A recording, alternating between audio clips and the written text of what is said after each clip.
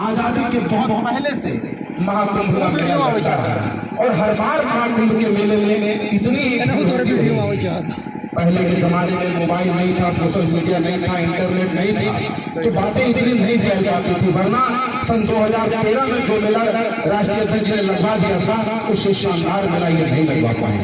और ये वही 2013 का महाकुंभ का मेला था जब स्टेशन पर छोटी सी घटना घटी, तो उस समय मेले के आयोजक थे आजम खान साहब, ले जाकर के अपनी टोपी उन्होंने उतार करके रख दी थी संतों के चरणों में कि हमसे छोटी सी गलती हो गई। और आज इसी संगम की रेती पर जहां भक्ति की भावना बिखरनी चाहिए थी, श्रद्धा बिखरनी चाहिए थी, आज वहां पर लाशें बिखरी पड़ी। मैं कल की घटना बताता हूँ। कल शाम मैं जब दिल्ली में रहा करता था, मेरा एक साथी था विष्णु पटेल, बिहार का रहने वाला है, भरुआ कैमूर। उसने रात को हमको फोन किया, कहा जी मैं मेडिकल कॉलेज में खड़ा हुआ हूँ। हमने कहा क्या बात है? कहे मैं 29 तारीख को आया था स्नान करने और अपनी माँ सुनैना देवी को लेकर के आया था।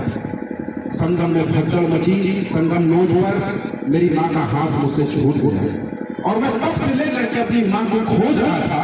और आज जाकर के मुझे मेडिकल कॉलेज में हमको यहाँ पे इनकी लाश मिली थी, बढ़कर उनकी लाश फेंकी हुई थी।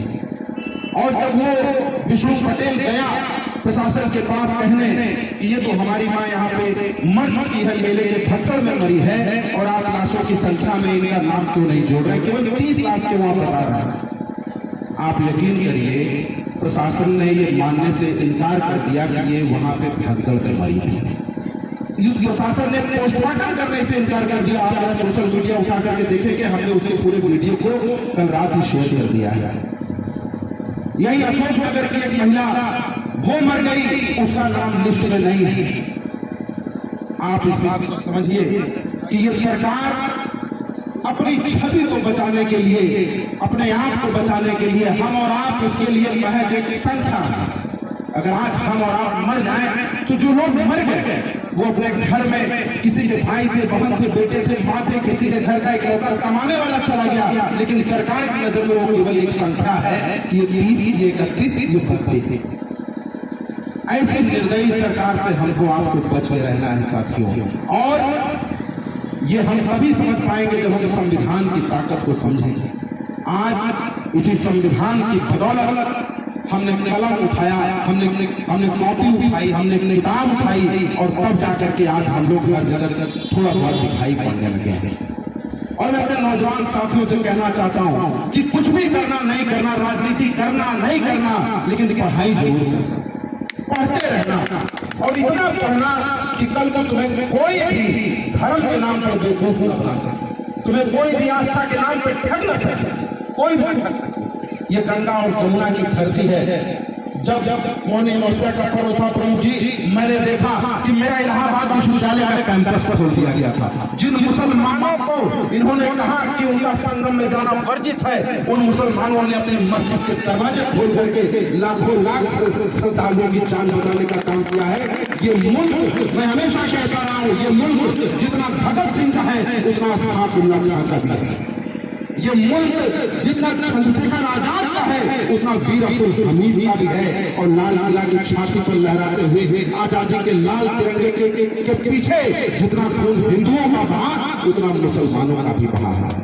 और ये बात आप लोग याद रखिएगा कि आजादी के बाद जो मुसलमान इस देश में रह गए थे, उन्होंने मोहम्मद अली जिन्ना को नहीं, महात्मा गांधी को अपना राष्ट्रपिता माना था, महात्मा गांधी को अपना राष्ट्रपिता माना था, इस देश के झंडे में अपनी आस्था जताई थी, तब वो यहाँ पे थे। आज कभी आपने देखा कि भाजपा की सरकार ने नौकरी का महाकुंभ लगाया है, रोजगार का महाकुंभ लगाया है? कभी नहीं लगाया है। आप जरा जाकर के देखिए, ये इलाहाबाद धरती है जहां पर भगवान ब्रह्मा यज्ञ करते हैं। ये वो धरती है, आप अगर पढ़ेंगे ग्रंथों में, यहाँ पर भगवान ब्रह्मा यज्ञ करते हैं। छोटा बरहारा के कमरों में चले जाइए, अल्लाहपुर के कमरों में चले जाइए, छोटे छोटे कमरों में नौजवान लड़का केवल एक अदद नौकरी के लिए दधीची बन करके अपनी हड्डी को गला रहा है और ये सरकार उनको नौकरी और रोजगार नहीं दे पा रही है। और फिर आप कहते हैं कि उस 750 करोड़ रुपए का हमने यहाँ पे मेला लगवाया, मेला लगवाया, बहुत अच्छा काम किया। बहुत खूबसूरत काम किया आपने, लेकिन 7,500 करोड़ रुपए में आपने वीआईपी पेमेंट के चक्कर में आम लोगों की जिंदगी से खेला, खिलवाड़ किया। कल तो मैंने देखा, मैं हाई कोर्ट जा रहा था, हमारे सामने हमारे साथ ही एक अधिवक्ता साथी हमारे आगे आगे जा रहा था, उसको प्रशासन ने पटक करके मारा। वो वीडियो बनाने वाला मैं, जब मैंने वीडियो अपने सोशल मीडिया पे पोस्ट किया, वो दरोगा सस्पेंड किया गया, उसके खिलाफ FIR की गई। आप इस बात को समझिएगा, ये लड़ाई अब केवल सामान्य लड़ाई नहीं है, ये लड़ाई अपने वजूद को बचा ले जाने की है। और पीडीए केवल एक शब्द नहीं है, ये एक भाव हो चुका है। ये भाव वो है कि कौन है वो लोग जो संविधान को बचाना चाहते हैं और कौन है वो जो संविधान के खिलाफ खड़े हैं। उनकी कुछ और भावना है जो वक्त के साथ आपको दिखेगी, लेकिन अगर हमको बाबा भीमराव अम्बेडकर के सपनों को बचाना है तो हमको अखिलेश यादव जी के साथ खड़े होना होगा। हमको उनके कंधे को मजबूत करना होगा, उनके हाथों को मजबूत करना होगा। और ये तभी संभव है जब यहाँ पर बैठा हुआ एक नौजवान साथी ये ठान ले कि अब जब भी कभी चुनाव होंगे, हम समाजवादी पार्टी को भारी से भारी मतों से जिताएंगे। प्रत्याशी कोई भी आए जाए, इसके चक्कर में न पड़ करके केवल पहले सरकार बना लीजिए, उसके बाद सब कुछ तय हो जाएगा। इस हाफा मौज की सरजमी को प्रणाम करता हूँ, आप सबसे प्रणाम करता हूँ। बहुत देर से आप सब लोग यहाँ पे बैठे, मुझको सुना, इसके लिए आप सब लोगों का बहुत बहुत शुक्रिया, बहुत बहुत धन्यवाद।